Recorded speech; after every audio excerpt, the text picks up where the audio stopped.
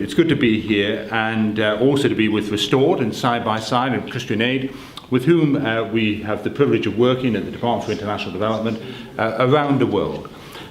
Faith communities and religious communities around the world have a huge impact on our work. For this reason, we embarked upon the Faith Principles Partnership, which was published in some 2012, so a few years ago, because we actually see that faith communities can be an incredible partnership in actually developing.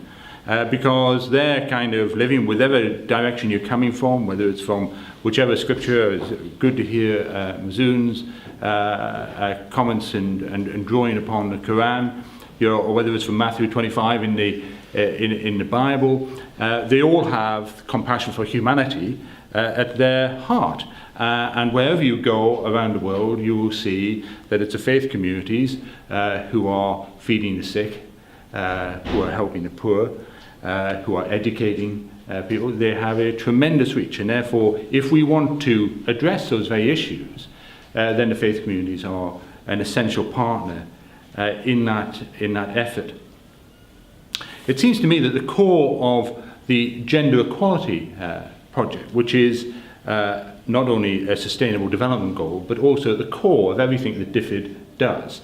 There's a very good reason why that is the case, and that is because if your passion and your mission as a department, which the Department for International Development is to see the eradication of poverty, you cannot eradicate poverty with leaving half your community on the sideline.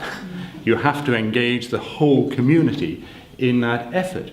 I was referring earlier today to a McKinsey study which actually pointed that they believe that actually your full participation of females in the workplace could add a further $12 trillion to the world economy. Now, if you really care passionately about poverty, don't look at $100 billion of aid which is dispensed around the world. Look at that goal and chase that goal. And that is what we're doing. And it's quite right, as Mazoon was talking about, the importance of refugees. And that is the reason why we have been strong supporters of the Education Can't Wait initiative, of actually providing education in the refugee camps and the terrible situations, but to make sure that people have that opportunity. That's the reason why our biggest program that we actually have is the Girls Educational Challenge, which is particularly targeting marginalized girls.